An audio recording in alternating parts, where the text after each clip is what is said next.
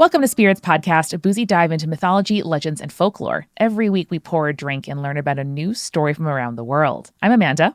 And I'm Julia. And we are joined by a podcaster oft requested and finally fulfilled as a guest on this show. It's Chelsey Weber-Smith. Chelsey, welcome to Spirits. Oh, I'm so excited to be here. I love any urban legend, kindred spirit that I can talk to at length. So I really appreciate being asked to come on. I am so excited you are here. And for those who might not know a little bit about your podcast, can you give us the elevator pitch why they should listen to American Hysteria? Yeah, we cover what we call American fantastical thinking. So definitely urban legends. That's my favorite thing to do. But we also do moral panics, sometimes conspiracy theories, and even like crazes, lots of hoaxes. Just any time that Americans have been duped in some way or have believed in something that perhaps is at least partially untrue. And then we more so examine how those narratives have come to be instead of whether they're true or false. So we're more interested in kind of the sociology of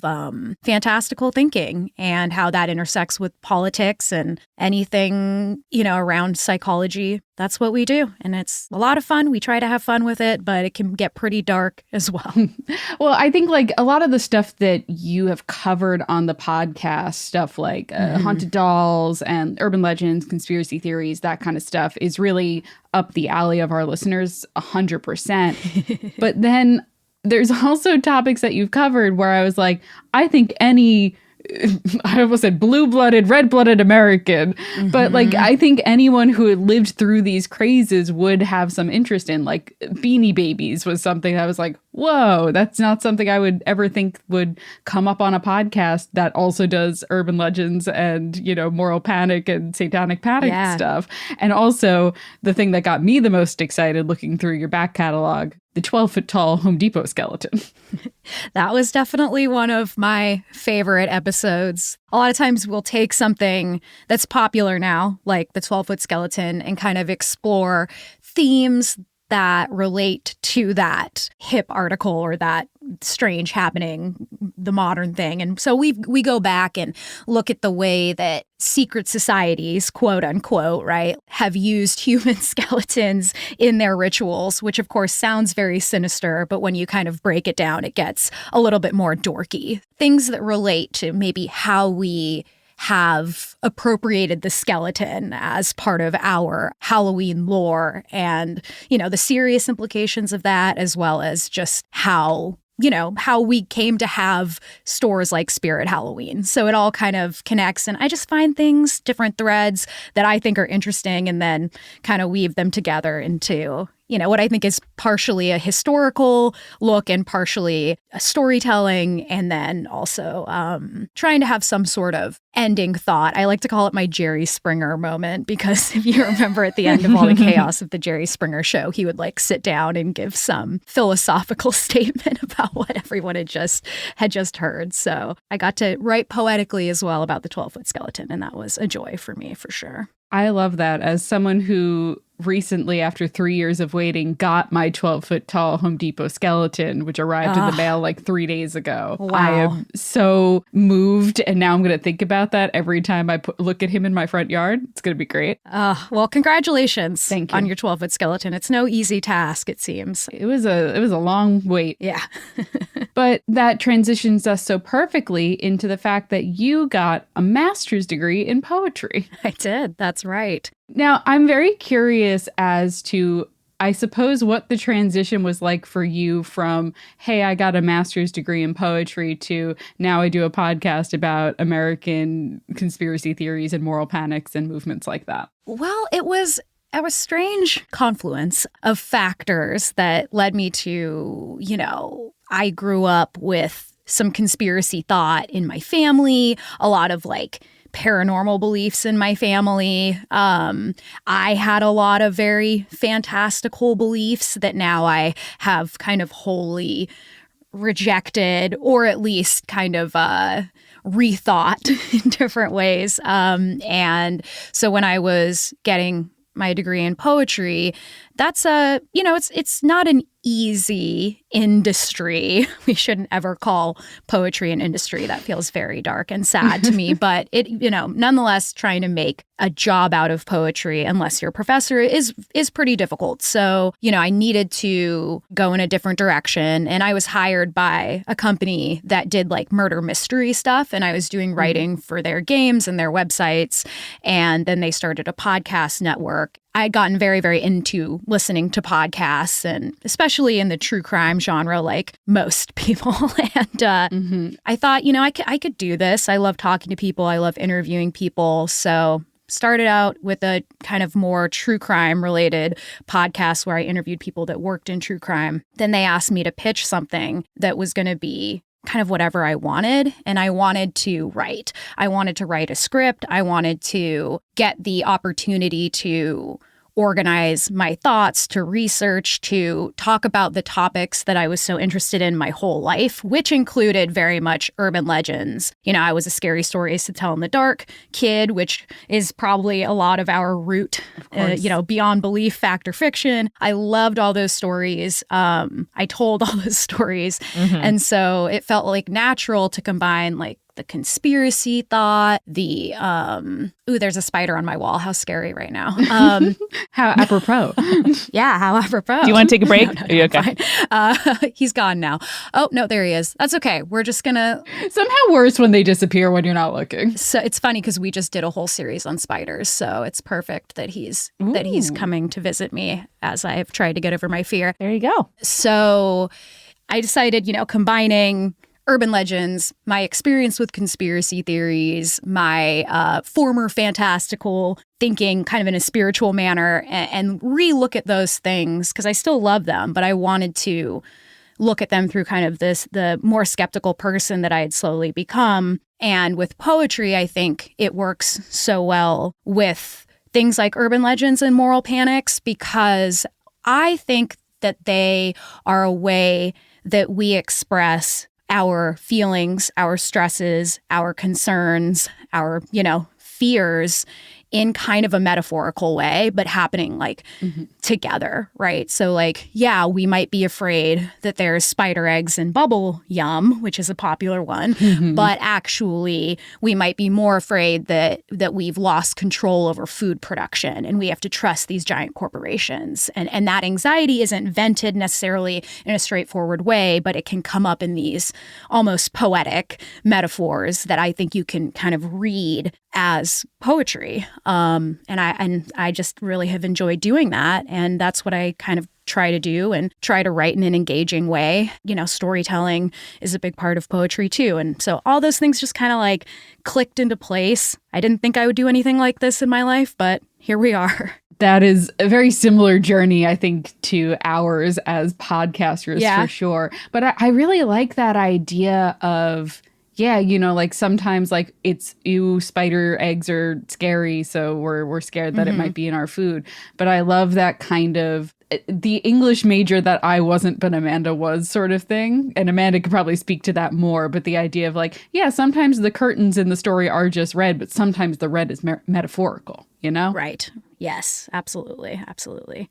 I think it's so interesting. I really genuinely love asking podcasters how they went from what they studied to what they're doing now, because a lot of us didn't study stuff like radio production or anything or journalism or stuff like that. And now that we get to talk about these things that we are so passionate about through the lens of the thing that we studied, I think is very fascinating. Definitely. Yeah. It's fun. I was also really drawn to American Hysteria when it first came out, partly because the art is incredibly good and evocative. And second, because you pull off a thing that I think very few podcasts do, which is solo hosting. And you, often have guests, you often have interlocutors, but you also have episodes where you, speak with us that don't ever feel like a monologue, in my opinion, maybe in a theatrical way, but it does feel like you're speaking to us. And so I wonder, as you, have made this podcast for 5 years plus, as you think about planning episodes, what makes a story right for a solo podcast episode, and what makes it right for an interview with a guest? That's a great question. I think that the solo episodes are kind of like my truest work, right? It's like the thing that I put so much of my energy into. And so I think when I become like obsessed with a topic and want to draw my own like new connections, because I don't want to just reiterate things that people have already said. I want to take especially academic work and make that not only accessible, but use that to kind of make connections that maybe I don't think have been made, or posit my own theories about things. And it's much easier to do that when I have total control over an episode. So I can spend all that time to be like, I want to say this thing. Maybe it's a complicated thing that I want to say. And it's going to be easier for me to edit that until it gets to a point that I feel is close to perfect. But you know what I mean? It's close to exactly what I want to say. And, and I love telling stories. So when I find a group of stories that feel like they fit together in a cohesive way that draws a line through history, I think that is like, okay, this is something big. This is part of my work, right? This is part of my contribution to the field of contemporary folklore, or whatever you want to say. And then an interview will often be a book that I used for an episode, but I didn't go super into, but I feel like it's a really valuable complement to whatever we're talking about. Because most of the time our interviews are complementary to our whatever the episode's about. So I might find an author, a podcaster, an expert of some kind that I think can add some extra something to the mix that fleshes out, because I'm still limited in when I make those solo episodes, and I don't want to be. So I say, okay, you come on, and like we'll kind of talk about the things that were left out and this person's work. And then sometimes we do one-offs because I hear a story that I'm just like, I'm not going to do an episode about that. Like that's actually already been done, and this person can come on and tell us this story, enlighten us with these truths of some kind. And a lot of times it's like my buddies who come on and I'm like, man, you've been doing something so interesting to me. Or, hey, what are you interested in? What are you obsessed with? Just come on and we'll talk about it. Because I do like having repeat guests, because I think one of the difficulties for my show is being a solo podcaster. And a lot of people want to feel kinship to the hosts. They want to, you probably understand that. They like being like, oh, we're all friends, we're all talking. Mm-hmm. And it's a little harder to do that solo or with new guests every time. So I try to bring back some repeat guests that kind of become like friends of the show. It does. And you, of course, incorporate listener voices in your Urban Legend hotline. Mm-hmm. An excellent idea. We started opening, up to listener emails, but I think the hotline of having listener voices is also so special. So can you reflect a little bit on either themes from your listener Urban Legend hotlines? What do they tend to tell you about or ask you? And or what has lived in your head rent free ever since you heard it? What are some just standout calls from over the years? Well, I mean, the most recent one we did was the urban legend that we swallow 8 spiders a year while we're sleeping. Mm-hmm. We've done Marilyn Manson's rib removal. Mm-hmm. People probably know what I'm talking about, so I don't have to get too vulgar. Let's see. We've done ghost children, we've done a few different things. We probably do one every 2 months of those. And that is my most favorite thing to do, because I just get to completely start from scratch and be like, I'm not trying to prove a point. I'm just trying to show you all the Well, I am trying to prove a point often, but But it's your show. Yeah, but it's my show. Exactly. And, we did gang initiations, especially the Lights Out game. And I find that a lot of them come from the 90s. Mm-hmm. I think the 90s were just a big urban legend time. And I think that was largely because it was not only at the very beginning of the internet, but at a time when we didn't really have the internet. So it wasn't as easy to go on the internet and be like, oh, it's fake. Just go to Snopes. Oh, it's fake, right? Mm-hmm. You had these books coming out. They're like Scary Stories to Tell in the Dark. They're telling you stories like, Humans Lick 2 or Alligators in the Sewer, kind of retelling the classics for kids. And, those books felt really illicit because of the illustrations, and they started their own moral panic. And we talk about that in our episode just called Urban Legends, which is kind of a meta episode.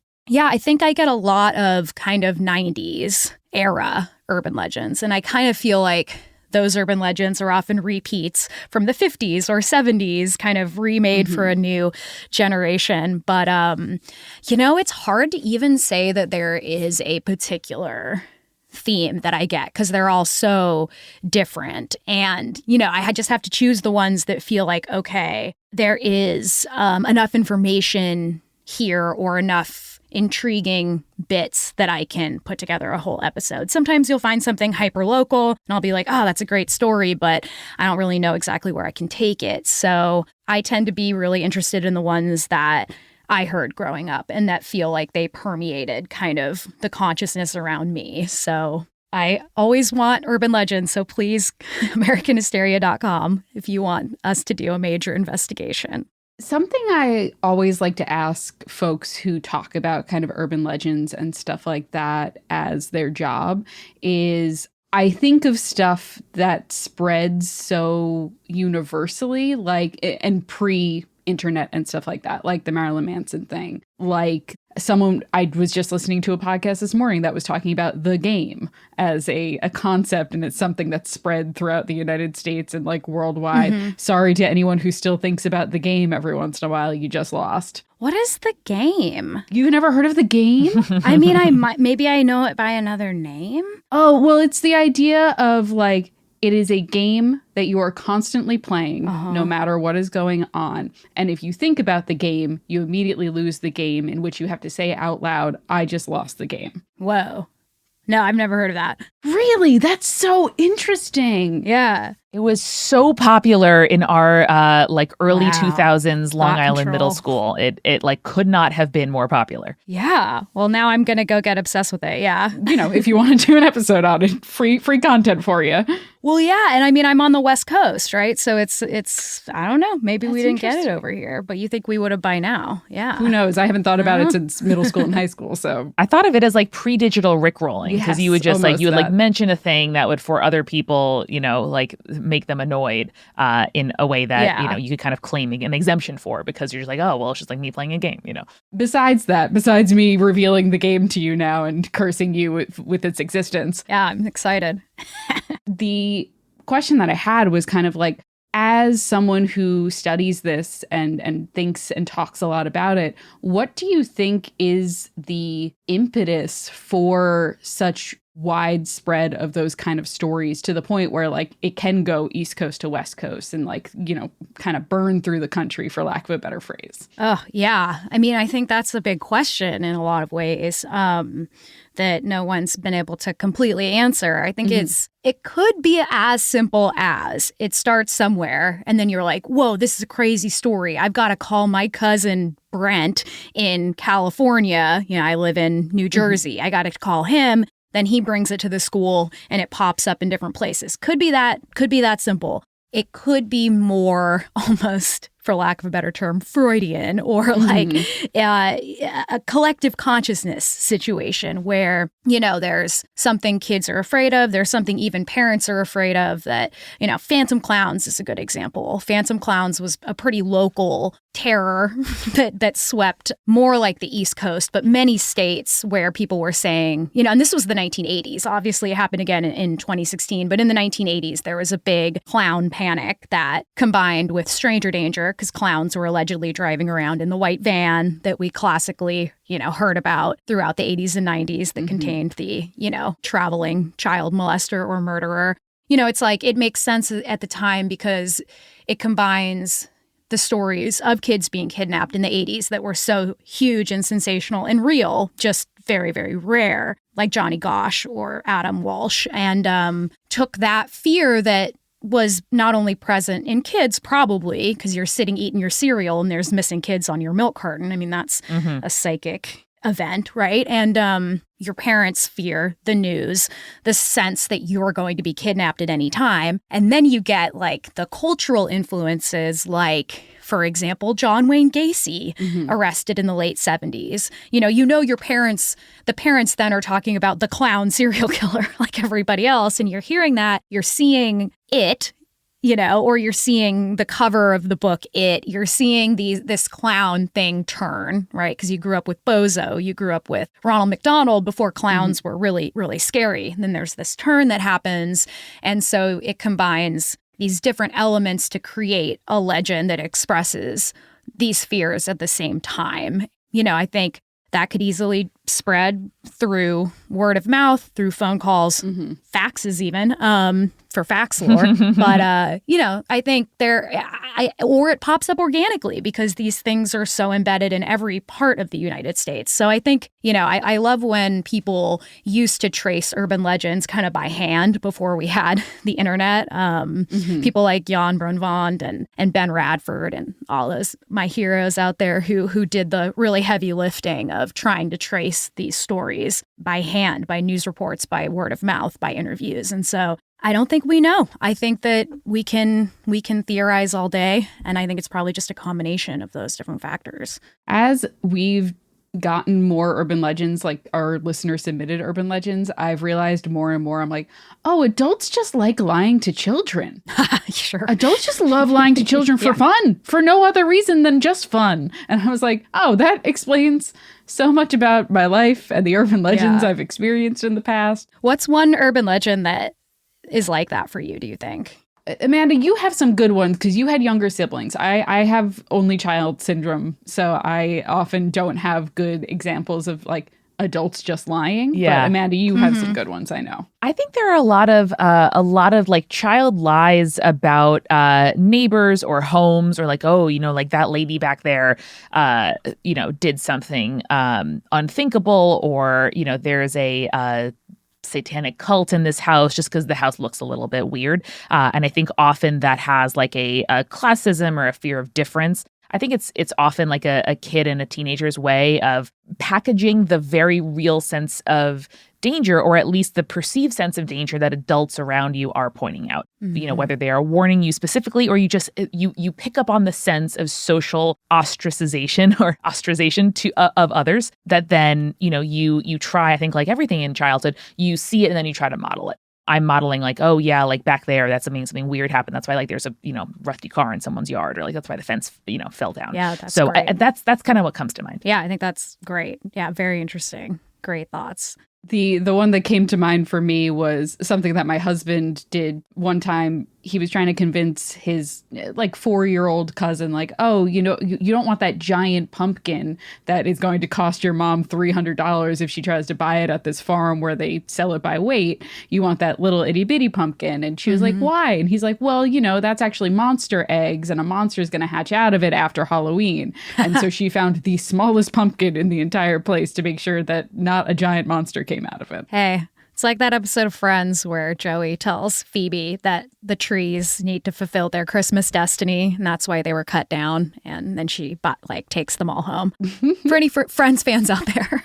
Sometimes that's just what you have to do for some people. You're like, you are not going to understand the logical explanation for why you can't do that thing or why you shouldn't do that thing. So we just have to make up a story that will engage you better. Yeah. And that's just a cautionary tale. I mean, that's what folklore's been for hundreds and hundreds of years, probably before that, right? Since we were telling it around fires. Yeah. Yeah. Just how to function within a community where there are certain, whether fair or not, rules that you're supposed to follow and safety precautions you're supposed to take. And I think that's also just echoed in urban legends, which, of course, are our modern folklore. Exactly.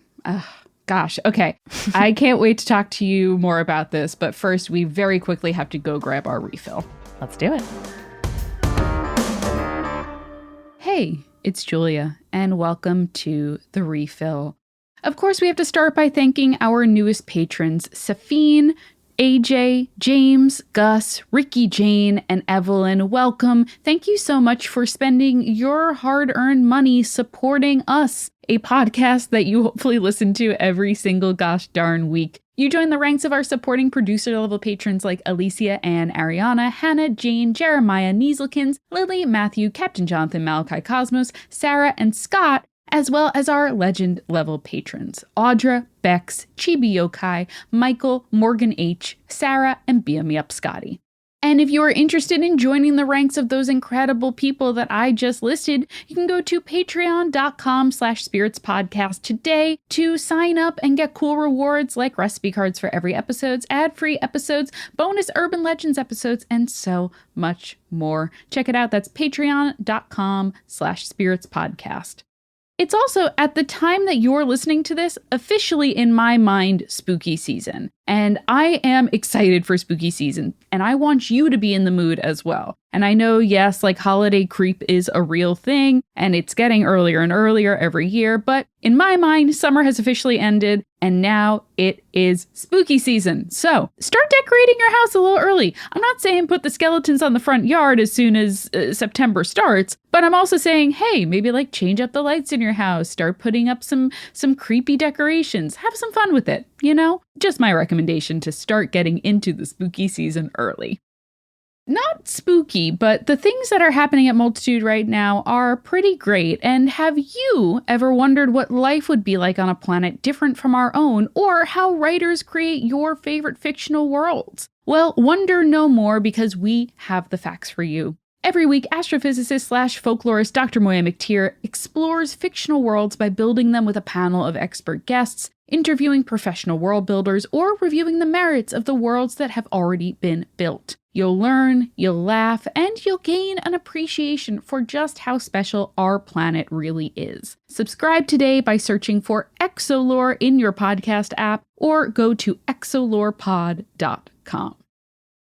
We are sponsored this week by Marley Spoon. And listen, I love cooking. I find it to be very zen. I think it's a great way to unwind after a long day. But I'll be honest, having to go food shopping and having to make sure I have all of the ingredients before I start cooking is the bane of my existence. And that is why I feel like I have really hit my peak cooking with Marley Spoon. And listen, I've tried a lot of meal kits out there, and they really haven't done it for me, but I really do love Marley Spoon. Marley Spoon knows that bland food is boring, so they are creating the best tasting meal kit that money can buy. And with our code SPIRITS, you can get up to 25 free meals. And with Marley Spoon, you can choose from over 100 delicious recipes every week, from Cajun spiced chicken to poached salmon to butternut squash gnocchi to even vegan burrito bowls. And let me tell you, butternut squash gnocchi, especially now that things are starting to get towards fall,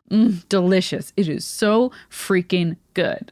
And Marley Spoon also saves you from making that extra grocery haul with their online market of pantry essentials. So not only can you get meals from them, but you can get pantry essentials as well. You can shop their selection of 125 plus items like seasonal produce, ready to heat options, meal shortcuts, extra proteins, handy snacks, and you can easily add them to your box. Plus, with Marley Spoon, you aren't locked in long term. They have a flexible subscription that allows you to edit, pause, or cancel your boxes at any time.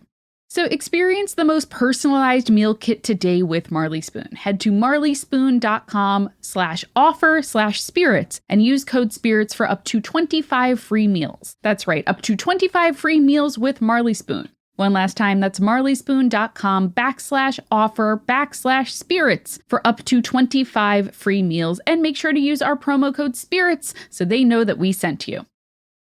And this episode is also sponsored by Blueland. And did you know that your laundry detergent pods are also wrapped in plastic? That film that is around your pods is plastic, and it not only ends up on your clothes, but it ends up in our oceans, our rivers, and our soil. That is a scary thought, and I know I want to do my best to make sure that I'm not contributing to that. And so I love Blueland's products, and Blueland is launching its first of its kind fragrance laundry detergent tablets in the scent Spring Bloom, available on August 6th.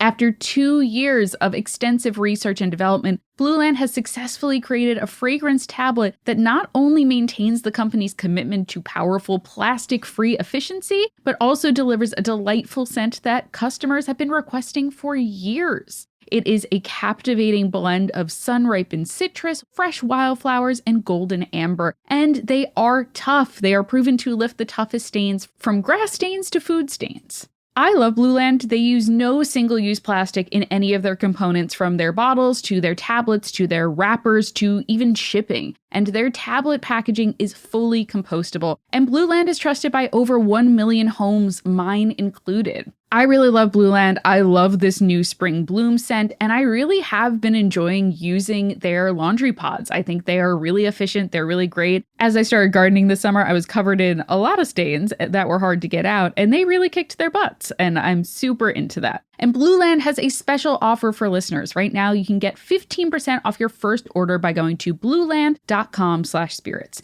You won't want to miss this. Blueland.com/spirits for 15% off. That's blueland.com/spirits to get 15% off. And now, let's get back to the show.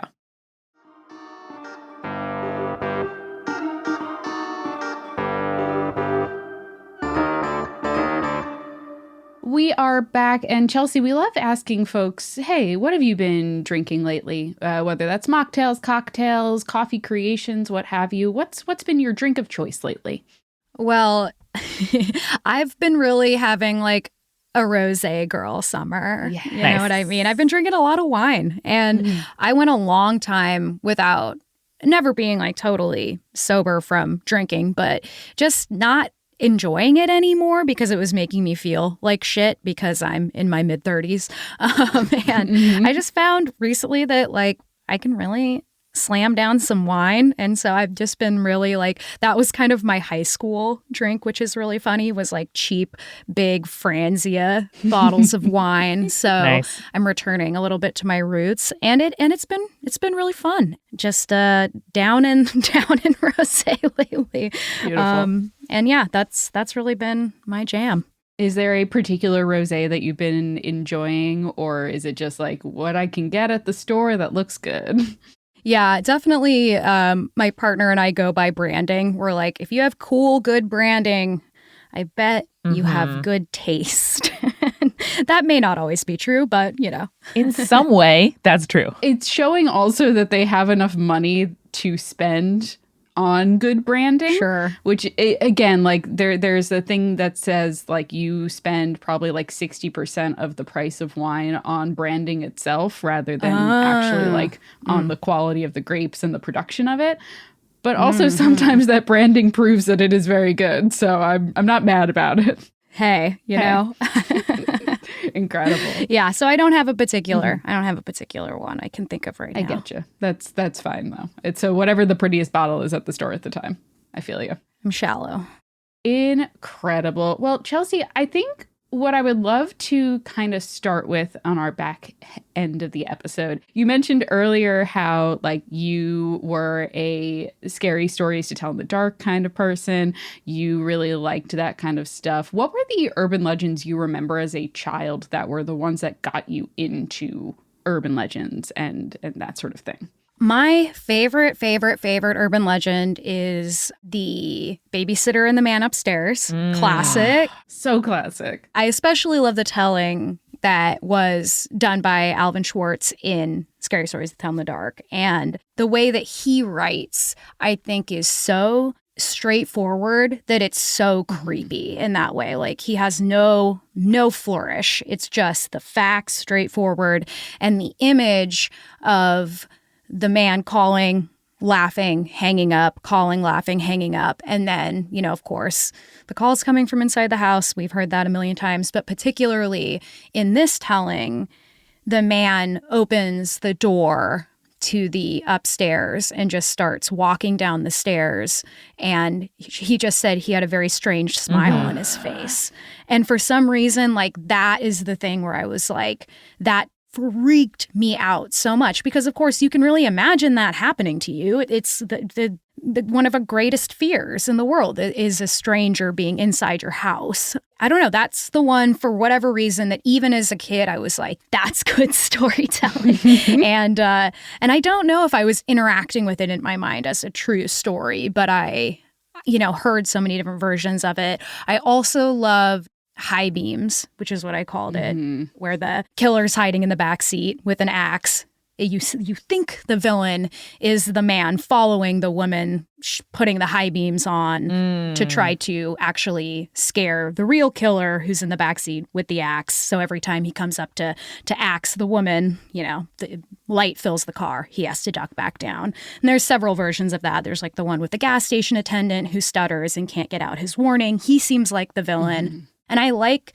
a story, and I always have, where you think one person's the villain, but it's really someone else. And the person who you think is the villain is really trying to help you. And I think that that's just a very important message. And it's a complicated message, certainly, but there was always something to that. I always liked looking at the villains and figuring out the villains. Even as a kid, I was definitely one of those 12-year-olds on the family computer reading about serial killers. Not to say that I was attempting to make them not villains, because that's not what I mean, but just wondering about villainry and about what is truly, what are our most evil, quote unquote, institutions, right? So we can focus on these individual killers. Why aren't we focusing on the military industrial complex? Because even as I grew up with a really political left-wing father. So I was already thinking kind of about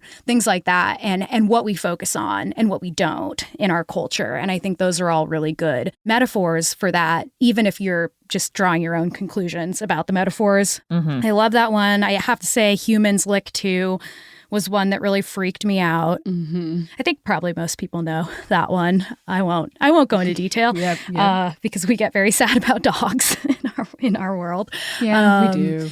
But yeah, I think those definitely are the ones. And I will say one more that happened later in my life as I was kind of transitioning into still being interested in their urban legends, but, being in college and not really thinking about them very much. But I was at a breakfast with a bunch of my friends, and I got a call from my mom, and I was like, I better see what's going on. She doesn't usually call me out of the blue. So I stepped outside, and she was like, I just had to tell you the story I just heard. She was like, a woman that I work with has a friend who, I know. Oh, already a good sign.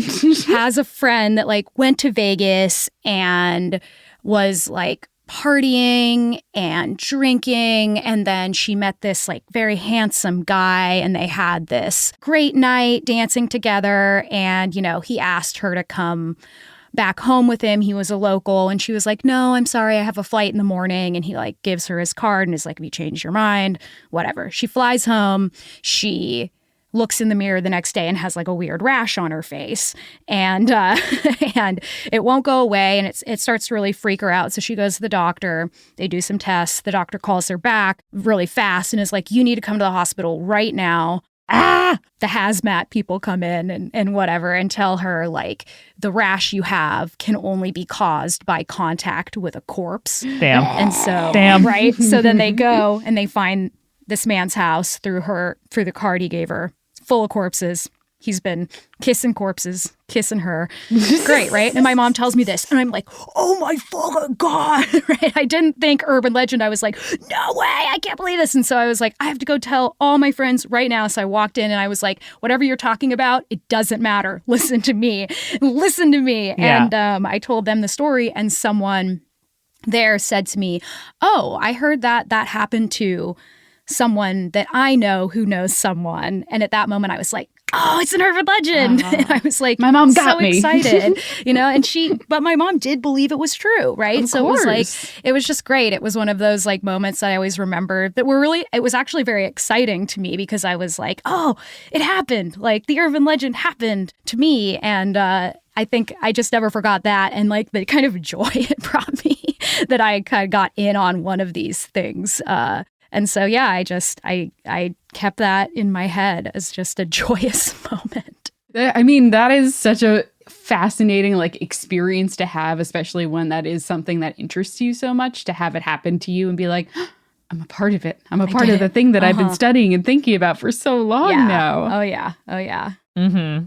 I had You've kind of activated my scary stories to tell in the dark trap card, because now all I can think about is like all of the stories that I loved from the book series. And what do you got? Oh, the story where the couple is on vacation and they find like a stray dog and they decide, oh, well, we like this stray dog so much. It's so ugly, but so cute. I'm going to take it home with us. And they take it home and the dog starts acting really strangely. So they're like, oh, we should take this dog to the vet because we found it on the street in another country. We should see what's going on with that. And they take it to the vet and the vet's like, this is a rat. You brought home a giant rat. Yeah, what are you doing? I remember that one for sure. And I think that's also something that I really like about horror and urban legends. And I think it's something that people love about horror movies too, is when you see a character make a terrible decision and know that like, I would never make that decision if I was in the situation. I would never run upstairs if there was a murderer in the house because how am I going to get out now? Yeah. And I just think that that is something that appeals to a lot of people, is thinking that they're smarter than what the story is implying. Yes, I agree. I think that's like a coping mechanism. Oh, yes, definitely. And so if that's how you have to cope with the horror of life and what you're handling in your day to day, sure, why not? Could be a lot worse. You could do a lot worse things. Yeah. Could be a lot worse, for sure. So many of these urban legends that we've recounted, even in the last couple of minutes, are so heteronormative and have this like underlying fear of, you know, like single women being taken advantage of, or like a fear of like sex or grossness or disease or like whatever it might be. And I know for me, I've only ever gone through life as a queer person. And so for me, the experiences of like becoming an adult, realizing I'm queer, and like applying a queer lens to everything in my life of like, should anything be the way it is, right? Like, do I want to grow up and get married, have a family, like have the, you know, have a certain career? All those things for me were like up for deciding because I'm queer. And so I wonder if there is like an inherently queer impulse or perspective, or just a lot of overlap between being the kind of person that might be the you know, the cautionary tale of a story like this, or the kind of people who have a lot of kinship with the folks who are shown to be the ones who need a lesson. I don't know. It's kind of like more of a thought than a question. But Chelsey, does any of that resonate with you? I mean, it's a great thought, great question. When you were talking, the thought that came to my head was like, we have this like inherent bullshit detector when it comes to, you know, the theater of heteronormativity, as I like to call it. There's this like way that we can see kind of through maybe the ways that the culture would like us to be afraid, would like to control our movement and behaviors. Maybe not quite so much now, but maybe in the birthplace of so many of our classic urban legends, 50s, 70s. Like both of those times were rife in different ways. The 50s being a time of, you know, active repression, active post-war, go back to the kitchen, you're done working now. And then, you know, the 70s being second wave feminism and the fight against that, and kind of the cautionary tales that would spark the satanic panic. Even the babysitter tale we talked about, like a lot of folks, including me, think that that's a story that takes aim at mothers who don't stay at home and who put their children in the hands of these young, irresponsible, maybe hippies. Maybe a hippie puts the baby in the oven thinking it's a turkey because she's on acid, right? So classic. I think classic. But I think that, you know, being queer, we just don't need to subscribe to those kinds of fears, and we don't actively, you know, depending on, obviously, we're all socialized growing up in certain ways. And so it's still within us, and those fears are within us. But I think it's like, if you're queer, you're kind of like, well, that's not true for me, so it's probably not true for the overculture at large. You know, maybe the fears that we're told to have are not really the fears that we should have. And of course, there's plenty of urban legends around the dangers of queerness too, like maybe HIV needles in movie theaters, right? Like people are actively trying to harm the straight community. I remember there was one where gay men were pricking the hands of people who they shook hands with like a ring that gave you HIV. Gosh. So, I think there are those cautionary tales that were also leveled against often gay men, but there's certainly some fun lesbian moral panics in there as well. And of course, plenty of trans urban legends now that act to, I think, warn us about not acting in basically the American quote unquote structure that we're supposed to exist in and those hierarchies. And so I think just being outside the hierarchy, much easier to look at it and say, not only are they telling lies about me and my friends and the people I love that are really damaging and ugly, but they're also telling lies, I bet, in like many other ways. And of course, that extends beyond urban legends, but there's just so much in common with moral panics and urban legends.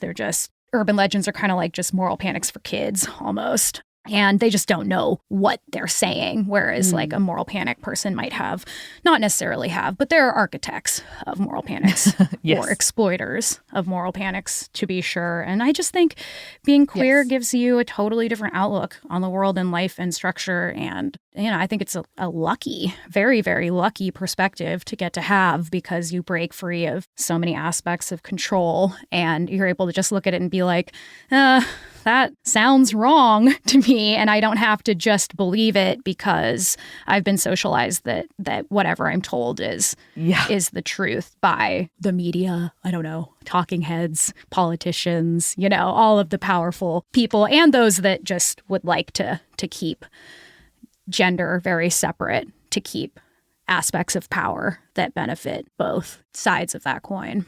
Absolutely. And I mean, like you said, we're not a monolith. Nobody's, I think, identity leads conclusively to any thing that they could potentially believe, any worldview. But I at least am grateful for like the nudge or the head start or the predisposition that I just like. I have a predisposition to anxiety and depression. I also have one, I think, toward thinking that, structural immovabilities are not so immovable after all. Hey, you and me both. And it's also so fascinating because, the precursor to urban legends is folklore and fairy tales and stuff like that. And those are all about the same thing where they are trying to distill into children, this is how you have to act in society. And if you don't act this way, you will be shunned or bad things will happen to you. Yeah. And it's also really interesting and fascinating the fact that we are now getting to see such a movement of queer retellings of fairy tales and folklore and now these urban legends as well. And it's a good time to be alive in a lot of ways. Mm-hmm. Very different than the early 2000s. Oh, yeah. Mid 2000s. Oh, yeah. Yeah, for sure. For sure. Chelsey, something I really admire about you and actually pull from your bio is like, you write in your bio, like, I love life. I love people. I love humanity. Like, I love being here. I think it's really admirable and something that I am trying to square.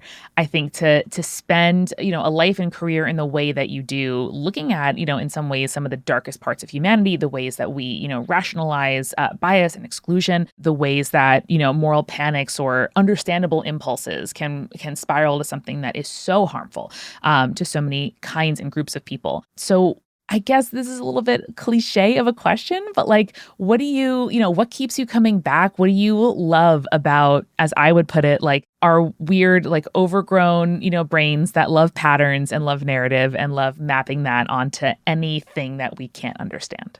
I think, my bio saying I love people and stuff, obviously that's limited in certain ways, but it's also just kind of universally true because I feel like I try to, and a lot of people don't think that this is the right way to be, and that's fine, but I do try my best to understand people, even those that maybe are not actively trying to understand me.